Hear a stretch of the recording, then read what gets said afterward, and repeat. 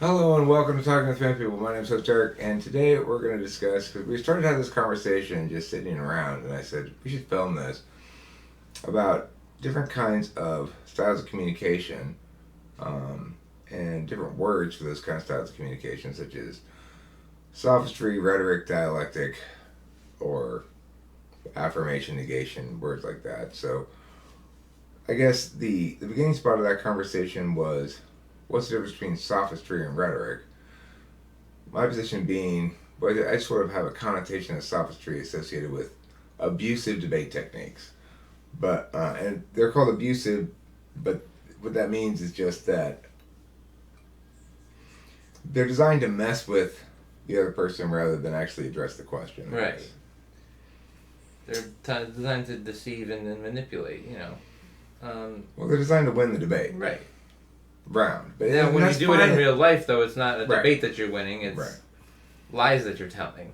Right, and I want to stress that there's the reason I have somewhat skewed understanding of some of these words, perhaps, is that I'm used to them occurring in competition debate, where the purpose is to win the debate round, and whatever words you can say to make that happen are fine. Ultimately, Exactly.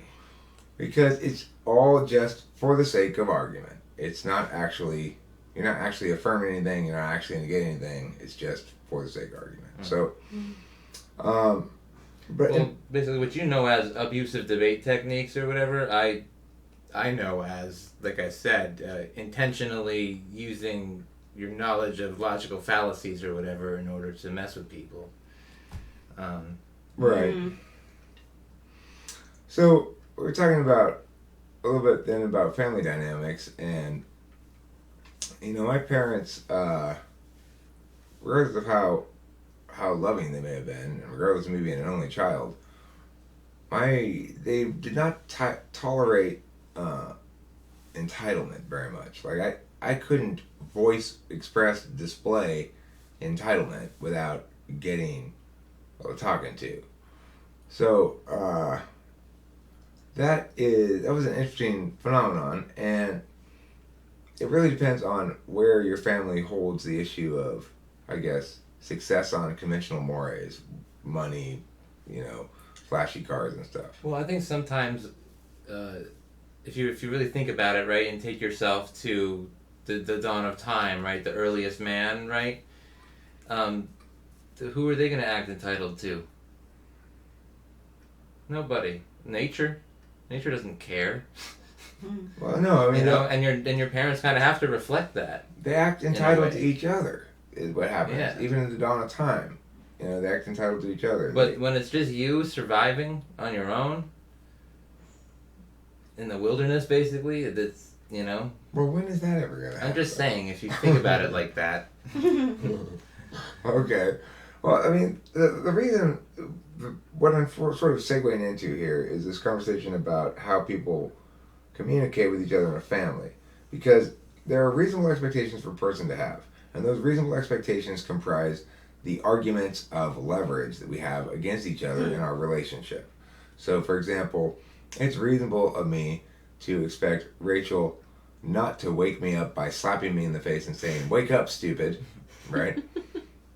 So, if she were to do so, I would say, okay, we need to come to agreement here that you did something wrong because you violated this reasonable expectation that everybody would agree is reasonable. Now, the thing is, that's fine, and that's a good way to solve problems between people who are both well-intentioned, who seek the truth and the good, and who are willing to be accountable. But in the wrong hands, it turns into a tool of wickedness, because it's possible for somebody who wants to exact a lot of schadenfreude at your discomfort, and they're causing your discomfort, they can use this perfectly reasonable tool all the time and cause you to be in an environment where you're constantly failing to make what sound like reasonable expectations in isolation. And the trick is that they're pulling is they're not in isolation. They're just continual, going on criticism after criticism after criticism. And there's never a matter of if you would address a criticism successfully, it doesn't get you any points. You just are less further away from zero. You never get ahead, So the thing is, the critical element then is A lot of parallels there. how it's used. How is it used? Is it used to actually fix problems that actually arise in a way that is like reluctant? Like, okay, I'm gonna have to address something with my partner. I don't like to criticize them. I don't like to make them feel bad. I'm gonna be as gentle as I can with it, but I'm gonna have to address this. Here's a reasonable expectation you failed to meet. Well, then it's good. But if you're trying to be like, what can I find to establish these reasonable expectations that my partner's failing to meet, to get them to get in line and realize that they're wrong and I'm right and they better fucking shape up. If you're doing that shit, then and if it becomes a pattern, you can create a environment of, like basically ontological torture for people who have to endure that environment. They're always trying to live up to expectations that are designed to be failed to be able to be met, double binding somebody. If you fail to meet these expectations, I will be angry. These expectations are not really possible for you to meet. That's a double bind. And that's an abuse. Even if it occurs once, it's an instance of abuse. Now, if it occurs, everybody does it occasionally. Everybody's going to do that sometimes or be guilty of it once in a while. If it's your pattern of behavior, that's what makes you a wicked person. It means that you think that part of your ontology is control over and the ability to do with as you see fit another person's ontology. And that's not okay. So, if you hear, for example, that your sister smoked pot when she was on vacation, something like that, and you go like this and go, okay, I'm going to use this against her here, here, here, and here, then you're a bad person. Okay? If you hear that and you go, that's not like her. Well, I hope she enjoyed it, or it's not my cup of tea, but everybody has their own way, and I'm certainly not no one to judge because I got my own shit. Then you're probably a decent person, and you can kind of break down all of reality like that. Yeah. I'm dying of thirst. Who else here is dying of thirst? I'm pretty thirsty. I'm gonna get some I have water. a water bottle here. I'm gonna get some waters. Can you continue this conversation without me for a moment? Sure. Is it actually recording? Yeah. It doesn't look like it. I don't know. Yeah, I mean, I understand a lot of these concepts, but not through the frame of debate. But yeah, I mean, you can, like I said earlier, you can see a lot of parallels between different kinds of people who adopt this strategy of like constant critique without any real, maybe suggestions on how to do better or anything, and you'll never actually meet their expectations. It's a pervasive pattern of behavior across society right now. It's not a valid measure of trying to get a one-up on someone because everyone does something that someone could possibly leverage against them. Like, Right. everyone does something that someone doesn't like. So a person doing that the most just hasn't experienced someone being like, hey, you do shit that I don't like either, and I could use that against you too. That's the thing is, it's like, are you working together as a team or are you working as adversaries? Yeah. I mean, yeah, why are you being... Oh.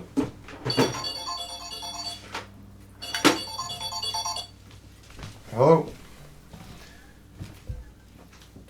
Yeah, it's like if someone is using information to undermine or attack Yeah. you or take you down, and you just have to ask, it's like, why do you want to do that to me? Yeah. Usually they'll say, I'm not trying to do anything. Is it going to make you any happier, really? Yeah. I find that Yeah. a lot of people think they know better.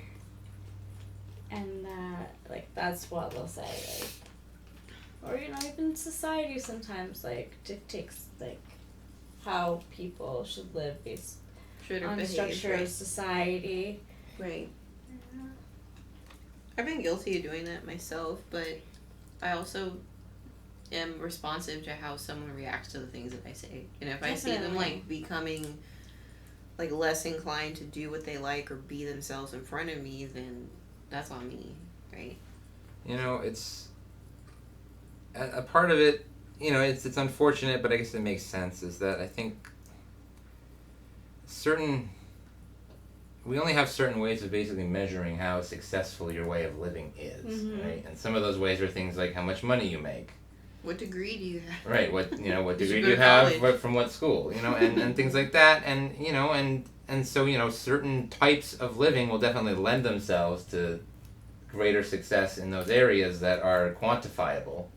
True, Mm-hmm. because they are Right. those And are very So, quantifiable. but the thing is, there's so many other things that people do have to offer that you can't quantify that are totally priceless, and yeah, and it's you can't rationalize it, you can't justify it, really. that's true. That's It's just necessarily, a it's constant just- battle of yeah. societal expectations, and hopefully you, Mm. as you go on through life, you meet people that are able to look past societal expectations and be like, okay, I see through you wearing something I don't like every day, or I see through that political point that I disagree with, and I see you as a human being, But for me, if I guess there's two really important things. If you can support yourself and you have love in your heart, then there's really no way that anybody can judge you, I guess. I mean, I've always had this feeling that well, people still will attempt to. well, but right, but it's like I always had that. I have this feeling that basically, if as long as you don't ask anybody for anything, then they can't really demand anything from you. It's the demanding thing that's So the it's- problem, it's- There's a little bit of a struggle, not wanting to meet society's demands, but also needing its help. That's a very interesting thing to bring up, actually. yeah. There's definitely ways to go about it, though. There are There are ways. Yeah. Usually, sometimes you can find yourself having to, listen to or be supported by, or, have the authority figure of someone that does that to you often, and it can feel like there's no way to get out of it. Right. I mean, there's an element to it where, someone of my type, I mean, it may be that I'm supposed to just get other people to like me so much that they'll just feed me and stuff. I don't know. Maybe I agree with you. Maybe that INTPs, works, Okay, so but- to get Yeah, you can go ahead. terminology, INTPs are very popular. People do think of them warmly. So this is actually a really good example of something. My mom was in here with us, right before we started this video. We started getting this shit set up. She walked out of here, right? No problem. It's not a big deal. She can walk around the house all she wants. It's her house, She can explore the backyard. We got it all set up so she can make her way all around without getting in trouble. Possibly where she can get in trouble, we got locked, right? Except I left the front door unlocked. So, fortunately it was me too, so it was like, there's nobody to blame but me. And she got out. And that phone call was from my neighbor, Kathy Smeltzer, who said, are you aware your mother's walking around outside? I'm like, no. Obviously not. Oh my god. I wouldn't send Aw. her, here, mom, go wander in traffic. And she said, well, she is, And I said, I must have left the front door unlocked. But here's the thing. What Kathy said then was, well, just like your dad did one time. Which is an indication that, she's willing to unjudge. Now, there's also an indication there in the phone call that she immediately left to judgment. I am not doing a bad job of caregiving for my mother. She's very well cared for. And with all of us here, she's actually extremely well cared for. Yeah. But in this instance, she escaped my attention. I didn't notice she had left. I forgot to lock the door after I went out the front door this morning.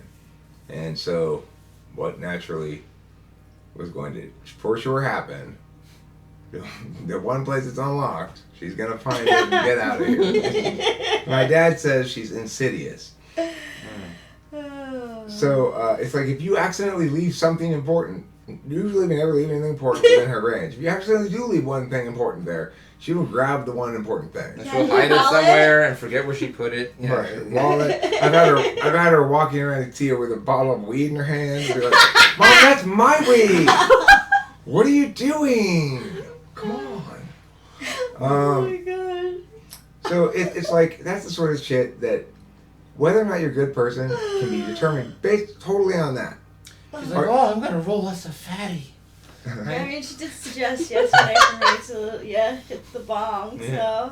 Anyway. she did. But it's like, that can be used against me. Kathy could spitefully, tell on me to my dad. She probably will, for sure, mention it, but I'll get ahead of that by mentioning it when my dad calls. He said, like, yeah, Mom got out this around the front. And he gets it. And he's always, like, when he tells me about these things, he's, like, jumping ahead of himself, trying to defend himself. Like, I'm doing a good job. Don't think I'm a shitty caregiver because this bad thing happened. Whether or not you think somebody's a shitty caregiver because one bad thing happens is a good indication of whether you are a shitty person or not. I was always getting my chops busted in the last relationship, being told I was I didn't treat my mother well, I was a shitty caregiver, all this kind of shit all the time.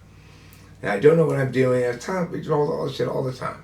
And in fact, it made me a shittier caregiver in the sense that I had less patience for my mom because I was always being griped at, If you're always being griped at, and you're always being criticized, and you're always being held to some sort of standard you're failing to meet, GTFO, which stands for Go Throw Your Feet Outside. I like that. Yeah. Seriously, get out of there. Sooner rather than later. It does damage even if you don't think It's it is. true. Nobody needs No, that it's shit. true. Yeah, no. Yeah, it fucks you up. It does. You think like you are you, and it's not really malleable by other people. But it is malleable. Like in an environment that's thoroughly affirming in general, not mindlessly positive, but affirming the person. Not, there's three kinds of critiques. You can critique somebody's behavior, that's fine. You can say your behavior was great, you can say your behavior was bad. And then you can have that discussion.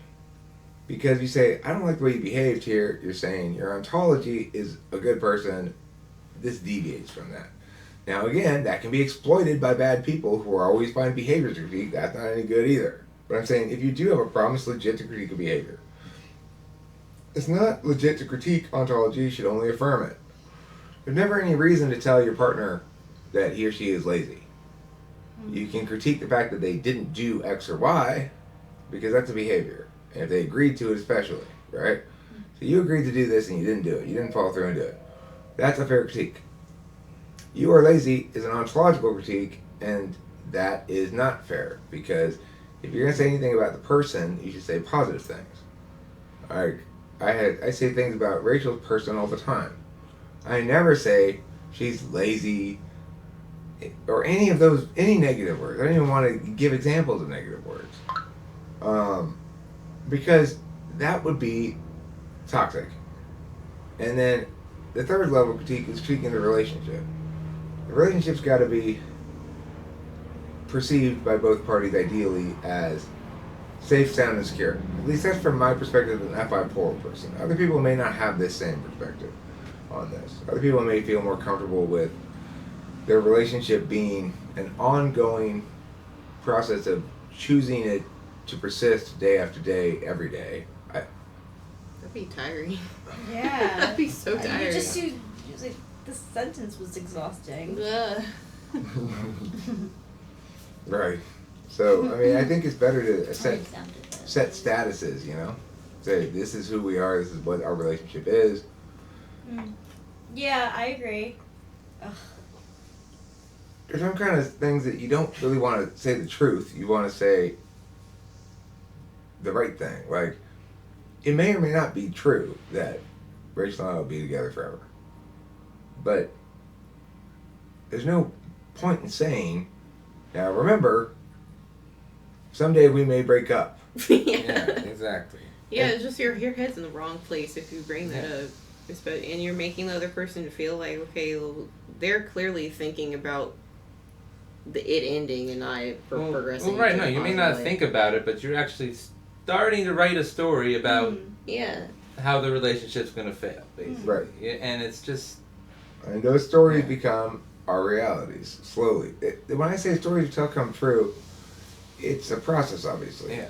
And you can, it's a forgiving process. You can make some mistakes and you can adjust.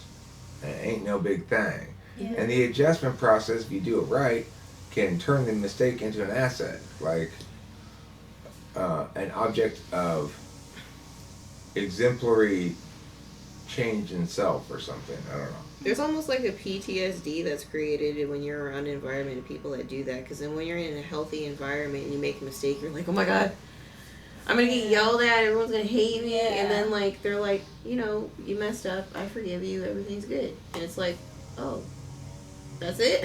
Yeah. And it's relieving. It is relieving. Right. And also just a general sense that if you make mistakes, people aren't ready to pounce on them. Mm-hmm. That's the critical thing. People It's should like, want to help you avoid making them again. True. Right. if it's a minor enough thing, good people will try to ignore it. Right. Exactly. And then, like, Rachel won't miss the fact that people are trying to ignore something, though, so probably Tori won't either.